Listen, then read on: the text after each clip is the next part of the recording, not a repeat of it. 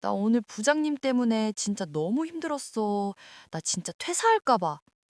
부장님이 뭐라고 하셨는데? 업무 지시가 불명확했어? 메일무 기록을 남겨봐. 여러분, 이 대화 익숙하지 않나요? MBTI의 영원한 난제, 바로 T와 F의 대화입니다.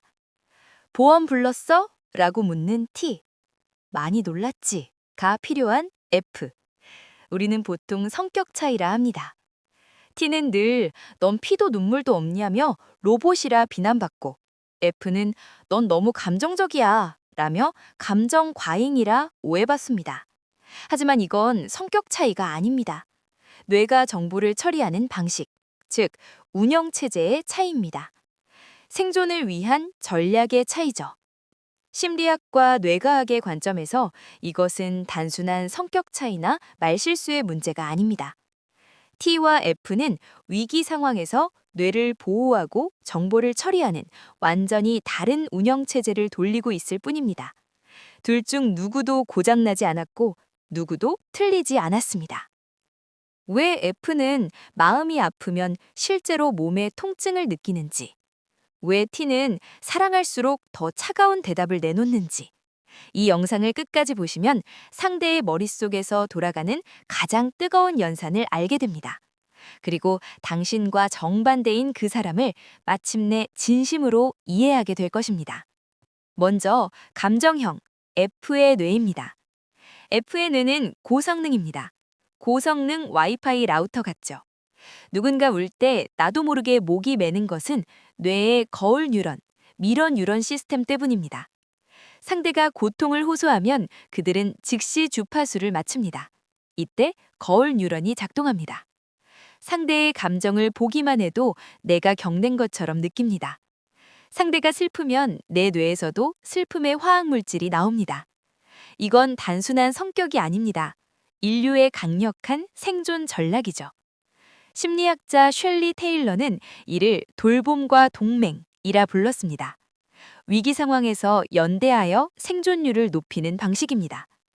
F에게 공감은 선택이 아닙니다. 죽지 않기 위한 필수입니다.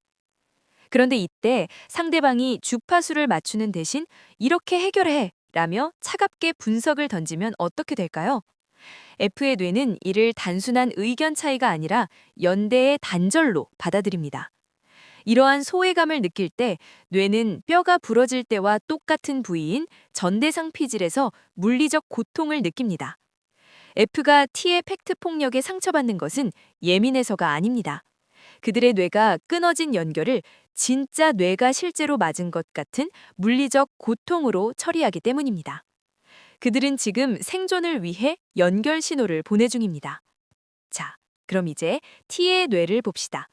T, 사고형은 정말 감정이 없는 로봇일까요? 절대 그렇지 않습니다. T의 뇌는 감정이 폭발할 것 같은 스트레스 상황에서 뇌의 시스템이 붕괴되는 것을 막기 위해 고도의 방어 기제를 가동합니다.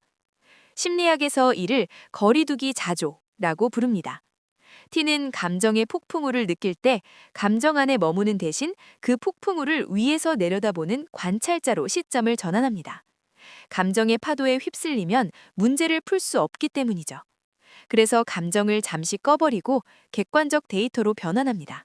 이때 시스템 2 사고가 켜지죠. 엄청난 에너지를 쓰는 모드입니다. T가 어떻게 해결할까? 라고 묻는 것은 상대를 무시하는 게 아닙니다. 당신의 고통을 끝내주기 위해 자신의 뇌를 시스템 2라는 가장 느리고 에너지가 많이 드는 분석 모드로 풀 가동하고 있다는 뜻입니다. 당신을 사랑하지 않아서 분석하는 게 아니라 당신을 위기에서 구출하고 싶어서 복잡한 사고를 갈망하는 인지 욕구를 최대치로 끌어올린 것입니다. T는 공감 에너지를 쓰는 방식이 다릅니다. F가 같이 울어주는 에너지를 쓴다면 T는 우산을 만듭니다. 다시는 울지 않게 하려고요. T의 머릿속 디버거는 지금 당신의 버그를 지우려 합니다. 관심 없는 남의 일이라면 분석 에너지를 쓰지 않습니다. T가 당신의 문제를 푼다면 당신을 매우 중요한 사람으로 분류했다는 확실한 증거입니다. T에게 해결책 제시는 잔소리가 아니라 그들이 줄 수 있는 가장 헌신적이고 에너지가 많이 드는 사랑의 언어입니다. 이제 서로의 뇌가 어떻게 작동하는지 아셨나요? F는 상대의 감정에 주파수를 맞춰 함께 비를 맞아주는 것이 생존 방식이고, T는 감정과 거리를 둔 채 우산을 구해오는 것이 생존 방식입니다. 이 두 사람은 서로 다른 방식으로 당신을 구하려고 하고 있을 뿐입니다. 그렇다면 이 둘은 어떻게 대화해야 할까요? F는 연결되어야 살 수 있고, T는 해결해야 안심하는 이 상이한 두 세계가 충돌하지 않으려면 번역기가 반드시 필요합니다. 자, T를 위한 번역 팁입니다. F가 고민을 이야기할 때 그들은 당신에게 답을 구하는 것이 아닙니다.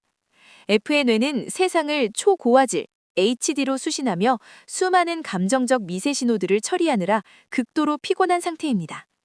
당신이 뛰어난 디버거라는 것은 알지만 아주 잠깐만 그 디버거를 끄고 이렇게 말해주세요. 진짜 힘들었겠다.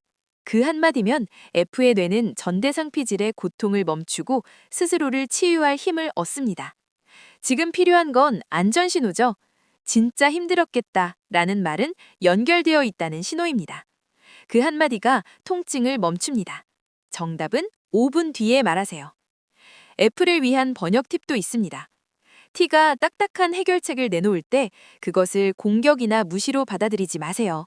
그들은 당신을 위해 머릿속의 복잡한 연산장치를 뜨겁게 돌리고 있는 중입니다. 그럴 땐 이렇게 번역해서 들어보세요. 아, 이 사람은 내 문제를 해결해주고 싶을 만큼 나를 깊이 아끼는구나. 그리고 솔직하게 말하세요. 해결책을 고민해줘서 고마워. 그런데 지금은 그냥 내 마음을 먼저 알아주면 좋겠어. 라고요. T는 가이드가 있을 때 안심합니다. 여러분, 천년 전 인류의 조상들이 험난한 자연에서 살아남기 위해선 이 두 가지 뇌가 모두 필요했습니다.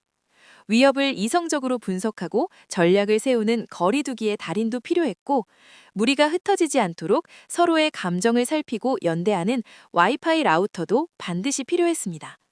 둘 중 하나만 없어도 인류는 진작 멸종했을 겁니다. 우리는 사각지대를 보완하려고 서로 다르게 진화해왔습니다. 당신이 T던 혹은 F던 당신의 뇌는 고장난 게 아닙니다. 상대를 괴롭히려는 게 아닙니다. 당신은 인간이 다진 가장 위대하고 경이로운 두 가지 생존 전략 중 하나를 완벽하게 수행하고 있을 뿐입니다. 다르다는 것은 틀린 게 아닙니다. 우리가 함께 해야 할 이유입니다. 그것은 우리가 진화의 과정에서 서로의 사각지대를 보완하기 위해 만들어낸 가장 아름다운 협력의 증거입니다.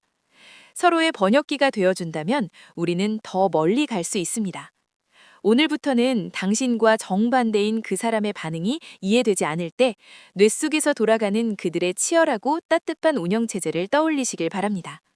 당신은 지극히 정상입니다. 더 깊은 뇌과학 이야기로 여러분의 오류를 지워드립니다.